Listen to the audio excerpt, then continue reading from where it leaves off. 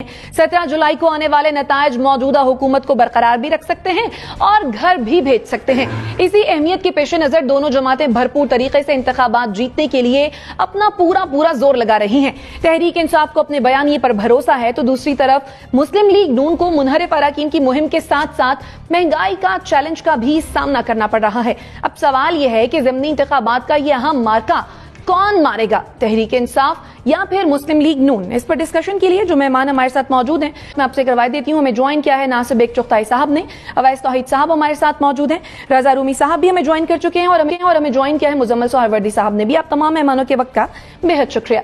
मुजम्मिल साहब आपके जानिब आऊंगी। सबसे पहले तो महंगाई का मसला जो कि मुस्लिम लीग नून को दरपेश है ही, इसके साथ साथ पहले जिनके खिलाफ मुहिम चलाते थे अब उन्हीं की मुहिम चलाना, तो क्या मुस्लिम लीग नून को कोई मुश्किल पेश आ रही है? नहीं, 8 हल्के तो ऐसे हैं जिनमें जो मुस्लिम लीग नून के उम्मीदवार हैं वो अब पीटीआई के उम्मीदवार हैं और जो पीटीआई के उम्मीदवार हैं वो अब मुस्लिम लीग नून के उम्मीदवार हैं। तो लिहाजा 8 हल्कों में तो ये इशू नहीं है कि जिनके खिलाफ वो चलाते थे, क्योंकि इमरान खान साहब ने भी मुस्लिम लीग नून के उम्मीदवारों को टिकट दे दिया है। 2 हल्कों में मुस्लिम लीग नून ने टिकट नहीं दिया है, वहां पर लोग आज़ाद लड़ रहे हैं, खुशाब से आसफ बा और एक और हल्के में, और इस तरह कुछ 10 हल्के तो ऐसे हो गए हैं जिनमें जो बात आपने की है वो अंडर कंसिडरेशन नहीं हो सकती। बाकी 10 में जो 4 हल्के लाहौर के हैं, एक मुल्तान का है और शेखुपुरा है, फैसलाबाद है, तो भक्कर है, तो ये इंटरेस्टिंग कॉन्टेस्ट है। लेकिन फिर भी मैं समझता हूँ कि पंजाब की सियासत में बरादरियों का और जो इन चीज़ों का अपना एक असर है, लेकिन क्या इमरान खान साहब इस असर को तोड़ सकेंगे? 2018 में नहीं तोड़ सके थे। उन्होंने तमाम विनिंग हॉर्सेस को नून से ही लेकर टिकट दिए थे। पंजाब में उनके पास 50% से ज्यादा नून लीग के उम्मीदवार थे जिनको उन्होंने टिकट दिए थे। अब भी उन्होंने नून लीग के लोगों को टिकट दिए हैं, उन्होंने पीटीआई के लोगों को 8 हल्कों में टिकट नहीं दिया। तो इसलिए इमरान खान साहब भी अपने तौर पे विनिंग हॉर्सेस की ही तलाश में रहते हैं। वो पार्टी वोट बैंक पर उस तरह इन्हिसार नहीं करते जैसे करना चाहिए। अगर आप मॉरलिटी की सियासत करते हैं, एथिकल सियासत की बात करते हैं, तो फिर आपको अपनी पार्टी के लोगों को टिकट देने चाहिए, अपने कारकुनों को टिकट देने चाहिए। लेकिन अगर आप दूसरी पार्टी से आए हुए लोगों को टिकट देना शुरू कर देंगे तो फिर यकीनन जो हल्कों में लोग हैं वो आपका वो नैरेटिव नहीं बाय कर सकेंगे। लेकिन देखना पड़ेगा, मेरे ख्याल में बहुत टफ कॉन्टेस्ट होंगे 20 के 20 हल्कों में, और किसी पार्टी को भी कोई बड़े मार्जिन से जीत नहीं अवेलेबल। सही, यानी मुकाबला खासा सख्त दिखाई दे रहा है। आपको भी आपका पॉइंट आ गया। एनबीसी, पंजाब में कोई अपसेट होता देख रहे हैं आप? हो सकता है, लेकिन मुझे इम्कान नजर नहीं आता, क्योंकि बहुत क्लियर कट डिवीजन नजर आ रही है और ये डिवीजन उसूली बुनियाद पर नहीं है, नजरियाती बुनियाद पर है, ये बरादरी की बुनियाद पर है, ये दूसरे उमूर की बुनियाद पर है। अब जिसकी बात कर रहे थे ये नोमान लंगड़ियाल की, जब पीटीआई का उम्मीदवार हुआ 202 से, तो उनके वोट थे तकरीबन 57,000 और पीएमएलएन के वोट थे 44,000। और अब नोमान साहब मुस्लिम लीग नून के उम्मीदवार है, तो मिला लें दोनों वोट, आप कितने बनते हैं? ऐसी 10 सीटें हैं, 10 आज़ाद उम्मीदवार जिनको जहांगीर ट्रेनिंग के तैयारे में सवार करके सवारी कराई गई, तफरी कराई गई, अपने बनी गला ले जाया गया, वो पहनाया गया, तो वो 10 अफराद हैं और वो कहते हैं इलेक्टेबल्स। अब वो 10 अफराद उनके साथ नहीं है, वो मुनहरिफ हो चुके हैं, तो उनका तो असर होगा कोई ना कोई।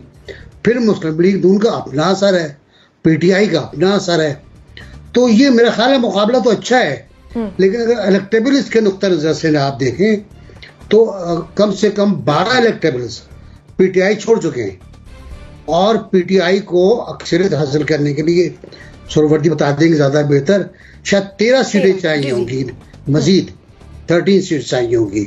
हमजा शरीफ ने या जिसने भी ये फैसला किया कि 100 यूनिट बिजली हम मुफ्त देंगे, आइदर वे वो मुखालफत में जाए, अदालत उसको टर्न डाउन कर दे, इलेक्शन कमीशन टर्न डाउन कर दे, लेकिन इल्जाम पीटीआई पे जाएगा कि पीटीआई ने मरवा दिया, पीटीआई ने उन गरीबों से 100 यूनिट फ्री बिजली छीन ली जो हमजा दे रहा था, जो मुस्लिम लीग दे रहा था।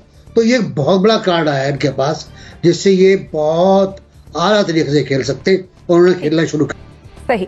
अवैस तौहीद साहब, आपके ख्याल में अगर पाकिस्तान तहरीक इंसाफ पंजाब में जीत गई तो इत्तेहादी हुकूमत के लिए विफाक में सरवाइव करना क्या आसान होगा, या मुमकिन है कि बात जो है वो जल्द इंतखाबात की तरफ चली जाए विफाक में भी? नहीं, ये तो डू और डाई और मेक और ब्रेक वाला इलेक्शन है, और अगर इलेक्शन के अंदर 20 ज़िमनी इंतखाबात की सीट पर अगर पीटीआई जीत जाती है, जो एक ज़ाहिर बात है एक हाइपोथेसिस है, एक मफरूज़े की बुनियाद पे हम बात कर रहे हैं, मुकाबला सख्त है, और ज़ाहिर बात है कि नून लीग को अपर एंड इस वजह से हासिल है कि उनकी बरतरी ऑलरेडी पंजाब असम्बली के अंदर है, तो विफाक पे तो बिल्कुल असर पड़ेगा। ज़ाहिर बात है कि नून लीग शरीफ ख़ानदान का अगर पंजाब चला जाता है सियासी तौर पे, तो क्या वो जरदारी साहब या मौलाना फजल रहमान साहब की सियासत के लिए विफाक में कायम रहेंगे? बहुत कुछ खो जाएगा अगर पंजाब के अंदर हार गए, और इसी वजह से इमरान खान साहब ने वहाँ पे तूफ़ानी दौरे शुरू कर दिए हैं। मुझे ये लगता है कि जो अभी NBC बात कर रहे थे, मुझे तो वो इंतखाबी रिश्वत लगती है। सीधी सीधी बात है, 100 यूनिट के सारिफीन जब 10-12 रोज़ रह गए, अब ये सही बात है कि उससे वो अगेंस्ट जाएगा तहरीक इंसाफ का। 22 तारीख को कर ले जी, और उनको बिल्कुल मिलनी चाहिए अगर 100 यूनिट का, लेकिन इससे पहले क्यों नहीं ख्याल आया हमजा शहबाज को? हमजा से शहबाज साहब जो है, जब 25 लोगों को अनसीट किया था तो उस वक्त इखलाकी तौर पे उनको मुस्तफ़ी हो जाना चाहिए था। देखिए, जो 20 लोटे जिनको कह रहे हैं, या 20 इलेक्टेबल जिन्हें कह रहे हैं, या 20 जिनको मैं कहता हूं कि मौसमी बटेरे हैं, जो कभी इख्तदार की उसमें काफली की झोली में आ जाते हैं, ये जो नवानी है, सईद अकबर नवानी साहब, इनके भाई, इनके भतीजे, इनके ये भक्कर के अंदर एक तरह से इलेक्टेबल क्या कहें, मतलब वहाँ के जो ये तो बिल्कुल पावरफुल इतने हैं कि चौधरी शुजात को जब जरूरत थी तो वहाँ से उन्होंने उनको जितवा दिया, जब शहबाज शरीफ साहब को जितवाना तो वहाँ से जितवा दिया। 2018 के अंदर जब हवा का रुख देखा उन्होंने पीटीआई की तरफ इस्टेब्लिशमेंट का, तो वो पीटीआई में आ गए। अब नून लीग की हुकूमत है तो वो नून लीग के अंदर आ गए। ऐसे लोगों को इज्तनाब करना चाहिए, टिकट नहीं देना चाहिए, चाहे आप हार जाए। ठीक है मुजम्मिल साहब, रजा साहब का कमेंट ले लूं, फिर उसके बाद आपकी जानिब आ जाए। तो रजा साहब, आपके ख्याल में क्या ज़िमनी इंतखाबात के नताइज से तहरीक इंसाफ का मुस्तकबिल तय हो जाएगा? जी, मेरे ख्याल से दोनों का मुस्तकबिल, तहरीक इंसाफ का भी और पाकिस्तान मुस्लिम लीग नून का भी मुस्तकबिल इन अहम ज़िमनी इंतखाबात से अब मुंसलिक हो गया है। तहरीक इंसाफ की तो मकबूलियत का जो लोगों को बहुत उसका जिक्र होता रहा कि एक मकबूलियत की लहर उठी हुई है इमरान खान साहब के हक में, वो भी मालूम पड़ जाएगा कि किस हद तक वो कयाफा दुरुस्त है या किस हद तक नहीं दुरुस्त है।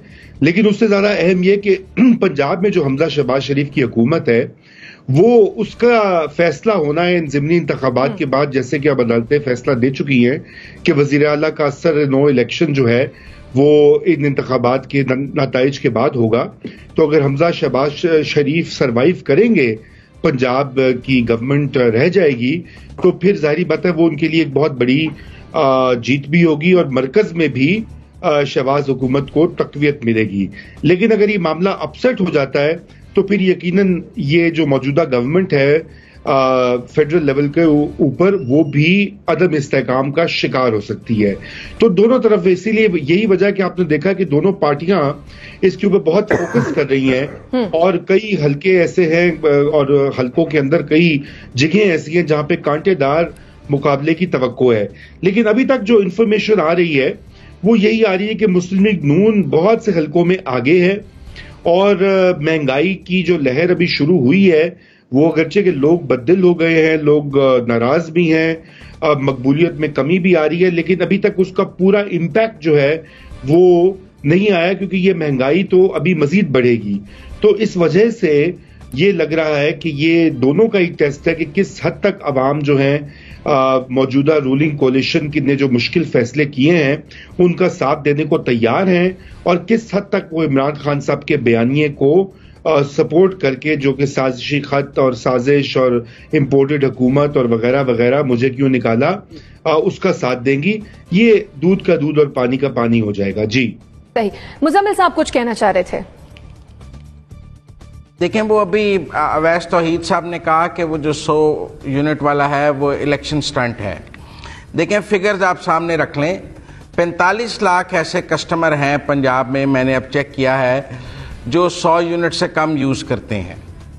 उन 45 लाख में से 22 लाख साउथ पंजाब में है। मैपको के तहत पंजाब में 5 डिस्ट्रीब्यूशन कंपनीज हैं, लेस्को, गैपको और ये फेस्को और आयास्को और मैपको। जो साउथ की है मुल्तान वाली, वहां 22 लाख हैं और वहां सबसे कम ज़िमनी इंतखाब हो रहे हैं, 2 या 3 सीटों पे हो रहे हैं और 4। तो इसलिए जो 16 सीटें हैं वो सेंट्रल पंजाब में हैं, इधर चीचावतनी, फैसलाबाद, लाहौर में 4, बकर उधर कम है। जो साउथ का 50% इसका जो है वो साउथ में जाना है, रोजान, राजनपुर, उस साइड पे जहाँ एक पंखा एक बत्ती वाले लोग रहते हैं, डेजर्ट में इधर उधर। तो मैंने आज इसको चेक किया इसीलिए, तो देखा कि इसका इम्पैक्ट इलेक्शन पे बिल्कुल बहुत कम है। लाहौर पे इसका कोई इम्पैक्ट नहीं है। 4 सीटें लाहौर में है। लाहौर के जिन 4 सीटों पे इलेक्शन हो रहे हैं वहां 100 यूनिट वाला कोई भी सब्सक्राइबर नहीं।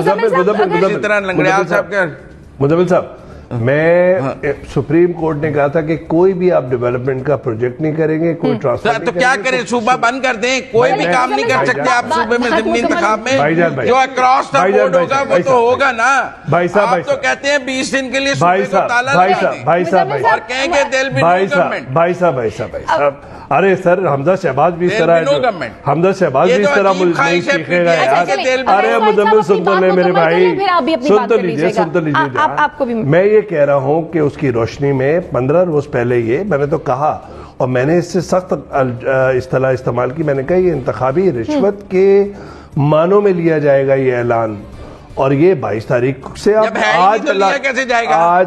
आज छोड़े ना, अब आप जब है ही नहीं तो लिया कैसे जाएगा? अब ये मुझे नई फिक्र बता रहे कि लाहौर के अंदर 100 यूनिट बयानियां बनाने की कोशिश कर रहे हैं। बयानियां बिल्कुल नहीं, ये बिल्कुल बनाने की कोशिश कर रहे हैं। नहीं, 22 तारीख से लागू कर देना ये शाइस्ता। मैं ये कह रहा हूँ कि 22 तारीख से लागू कर दे, ऐलान आप कर दें कि 22 तारीख से हो। 22 तक पंजाब को ताला ही लगा देंगे। अब आप ये कहेंगे लाहौर के अंदर 100 यूनिट वाले घर ही नहीं है, अब आपको मुझे बड़ी हैरत होगी, क्योंकि आप हल्कों में इलेक्शन हो रहा है वहां नहीं है, उसकी बात ही नहीं कर रहे, उसकी बात ही नहीं कर रहे, तो रायपुर से आगे हैं, उन सीटों की बात ही नहीं कर रहे, नहीं है ये उस सीटों से नहीं है। आप पता नहीं कहां पे उसको लेके जा रहे हैं। नहीं मुजम्मिल, मैं तो जनरलाइज फॉर्म में बात कर रहा हूं कि ये ऐलान जो है उसकी रूल फॉर्म में बात कर रहा हूं। नहीं, आप स्पेसिफिक गलत कर रहे हैं। आप दोनों का पॉइंट आ गया। मेरा सिर्फ एक छोटा सा सवाल था मुजम्मिल साहब, वो ये कि अगर इतनी संजीदा थी पंजाब हुकूमत तो फिर ये तजवीज बजट में भी शामिल की जा सकती थी। एनबीसी का कमेंट ले लूं, फिर आपकी जानिब आ जाऊंगी। जी एनबीसी। देखिए, मैं चाहता ये हूं कि ये 100 यूनिट ना हो, ये 200 यूनिट हो, और ये चारों सूबों, गिलगित बल्तिस्तान और आजाद कश्मीर के लोगों के लिए हो। बिल्कुल सही। भारतीय पंजाब में केजरीवाल ने कल 300 यूनिट फ्री किए हैं और दिल्ली में 200 यूनिट फ्री किए हैं। तो वहां तो अब इंतखाबात हो चुके, सब कुछ हो गया। अब आने वाले बाई इलेक्शंस के लिए वो कर रहा है, तो क्या वो बेईमान है?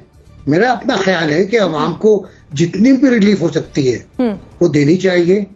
आटे में, घी में, चूने में चूना न लगाएं आवाम को। आप आटे में दे दें, आप बिजली में दें, आप जिस तरह आज आपने मौखर किया फैसला बिजली की कीमतों में इजाफे का, अच्छी बात है। इसको मौखर रखें, इसको बिल्कुल मौखर रखें, और बिजली की कीमतों में आपको रियायत देनी चाहिए। और आने वाला वक्त दिखा रहा है मुझे कि पेट्रोल की कीमतों में भी कमी हो सकती है, जो इस वक्त ब्रेंट का और क्रूड का ट्रेंड चल रहा है। तो मेरा ख्याल है कि अगर आवाम को रिलीफ होती है तो दें यार। बाकी फैसले मैं या ओवैसी तौहीद नहीं कर सकते, सुप्रीम कोर्ट करे, इलेक्शन कमीशन करे। ठीक। अच्छा रजा रूमी साहब, अगर तो जो नताइज आएंगे, भले जो भी जीते, चाहे पीटीआई या फिर मुस्लिम लीग नून, दोनों में से भी किसी जमात ने अगर नताइज को ना माना, फिर क्या होगा? देखिए, ये तो बदकिस्मती से रविश जो है हमारे यहाँ अब ये कायम हो चुकी है कि हर हारने वाली जो पार्टी होती है वो उसका सबसे पहले ये इल्जाम होता है। आप देख लीजिए सारे साबिक इलेक्शंस, मतलब खान साहब ने तो खैर इसको आर्ट फॉर्म की तरह जो है पाकिस्तान की सियासत में मुतारिफ करवाया। 2013 के इलेक्शन के बाद तो उन्होंने पहले 4 हल्के कहे, फिर मानने से इनकार किया, फिर जो इंक्वायरियां हुई कोई सबूत नहीं मिला, लेकिन कई साल उन्होंने ये बयानियां बनाकर ऐसा फैलाया 35 पंक्चर के क्या क्या कि अब तो ये एक प्ले बुक का हिस्सा बन गया। इससे पहले भी होते रहे हैं और पीपल्स पार्टी ने भी इल्जाम लगाया, उन्होंने कहा कि रिटर्निंग अफसर 2013 में जो थे उन्होंने इलेक्शन छीन लिया उससे। फिर 2018 में अब मसला ये कि इस तरह के इल्जामात में हदाकत भी होती है, क्योंकि 2018 के इंतखाबात में हम सबको मालूम है कि RTS तो बंद हो गया था और उससे इंतखाबात से पहले भी जो इंजीनियरिंग की गई थी वो भी अब सब तारीखी तौर पर उसके तमाम शवाहिद लोग दे चुके हैं और अब देख चुके हैं, वो सबके सामने था कैसे वफादारियां बदलवाई जा रही थी और महकमा ज़राअत और महकमा आबपाशी जो है वो पंजाब में जो है फसलों की बेहतरी के लिए अपने हरकारे लेकर निकले हुए थे। तो वो तो सबके सामने अब चीज अयां है। लेकिन यहाँ पे यकीनन चूंकि PTI इस वक्त जो है वो अपोजिशन में है और वो ही ज्यादा इसका वो शोर भी बनाएंगे। ऑलरेडी उन्होंने बहुत सारे इल्जामात लगा दिए। खान साहब ने तो कई बार कहा है कि धांधली की कोशिश हो रही है, टेलीफोन आ रहे हैं, ये हो रहा है, वो हो रहा है वगैरह वगैरह। एक माहौल भी बनाया जा रहा है कि कहीं ऐसा ना हो कि अगर नून लीग को मेजॉरिटी सीट्स मिल जाती हैं तो कम से कम कुछ नया घड़ने को और बेचने को तो हो, तो वो तो होगा। असल जो चैलेंज है वो वायलेंस का है कि वायलेंस ना हो इंतखाबी अमल के दौरान, जब वो आखिरी दिन आते हैं कैनवसिंग के और इलेक्शंस के दिन, जो कि अगेन एक बड़ा मसला बन चुका है पाकिस्तान में। अगर आप देखें कराची में जो हुआ या दीगर बाई इलेक्शंस में तो खामखा जो है लोग बेचारे मारे जाते हैं, पॉलिटिकल वर्कर्स जो हैं वो अपनी जानों से हाथ धो बैठते हैं। ये रविश खत्म होनी होगी। इसमें जाहिर बात है इलेक्शन कमीशन और कानून नाफिज करने वाले इदारे जो हैं उनका ये प्राइमरी रोल है, उनको इसके बारे में सिक्योरिटी असेसमेंट करनी चाहिए अभी से ही और मुकम्मल भरपूर फुल प्रूफ इंतजामात करने चाहिए और किसी को कोई रियायत नहीं मिलनी चाहिए, चाहे वो रूलिंग पार्टी से हो, ऑपोजिशन से हो। जी ठीक, चले 17 जुलाई को हम उम्मीद करते हैं कि साफ शफाफ इंतखाबात हो और जो भी जीते वो आवाम के हक में बेहतर हो। नाज़रीन ब्रेक लेते हैं, वापस आते हैं, स्टे विद अस।